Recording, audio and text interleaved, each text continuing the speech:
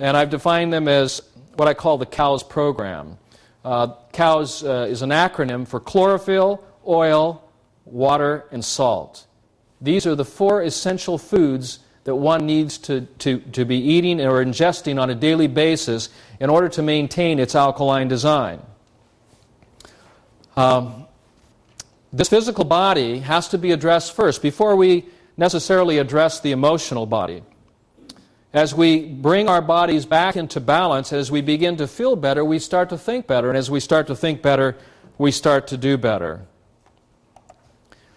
When we are in a state of acidosis, or whatever level of acidity that we find ourselves, the body goes into a preservation mode.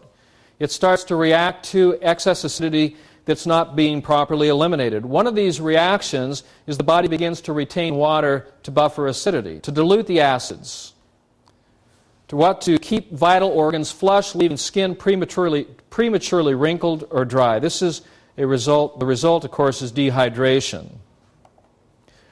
The body retains fat. In our book, The pH Miracle for Weight Loss, I've expressed a theory that obesity is not a fat problem, but obesity is an acid problem.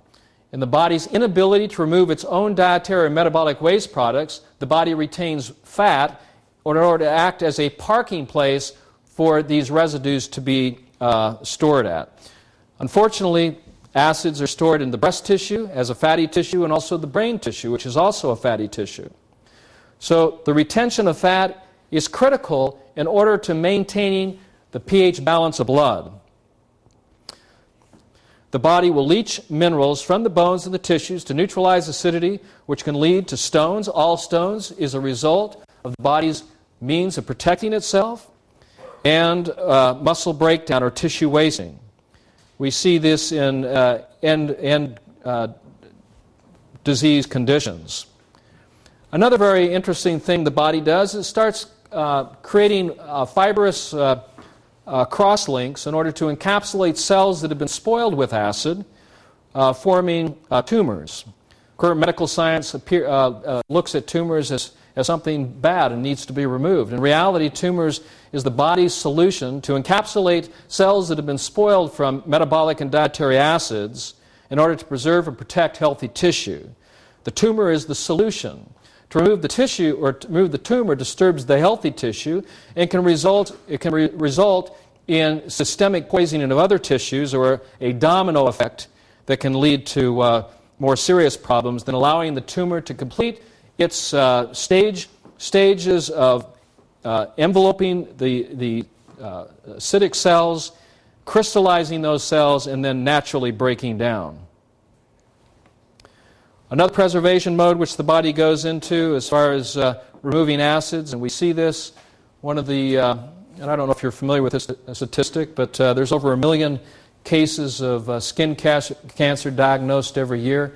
It's not added to the other types of cancers that are diagnosed, but it is probably one of the most prolific cancers, and the reason for that, and the reason why there is so much skin cancer, is because most people are urinating through their skin. Now, I want to give you a gross vision of this.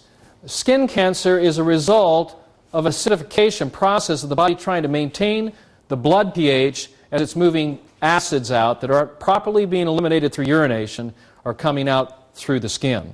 And of course, this can lead to all kinds of skin challenges or problems. And so we're seeing a rise in skin cancers around the world because of this. So I'd like to suggest to you, if you would open your minds for a minute, and I have no intention to offend anyone here, but to maybe think in terms of not thinking outside the box, because I'd rather propose to you that I would like to make the box a little bit bigger, to add a few other things. For example, the digestive system is not designed for the digestion of food, but is designed for the alkalizing of food in preparation for becoming the new blood and then the new body cells. Now that's a radical statement. Now if you look up what the word radical means in the Oxford Dictionary, it means at the root of truth. So it's okay to be radical. I'm okay with that. But all of a sudden we're describing the stomach as a whole different, in a whole different process, in that the stomach's pH after digestion, after the alkaline buffers have been used up, after the sodium bicarbonate has neutralized the acid of the food that has just been ingested to prepare it for the small intestine, all that's left are the hydrochloric acid residues, which measure between 1.5 to 3. Medical science has then determined after the fact that the normal pH of the stomach is 3, where in reality the normal pH of the stomach should be in the high 7s and low 8s. When we start shifting the pH of the stomach using alkalizing compounds, acid reflux disappears. It disappears naturally because what we're doing is supporting the alkaline buffering system, realizing that the way food gets digested is as soon as we bite into it.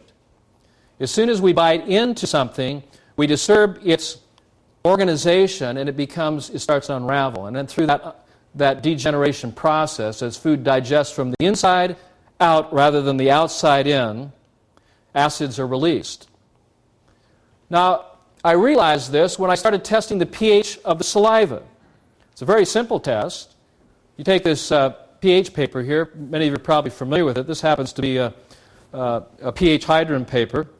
And you can just tear off a little piece of this, and you can do this test.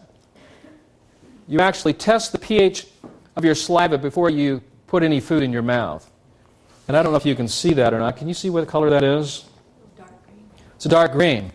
Okay, well, the pH scale goes from 0 to 14, and anything over 7 is going to go green to dark green, and when it's over 8, it's going to go blue. And this is actually, what color is it now? Is it more blue or is it green?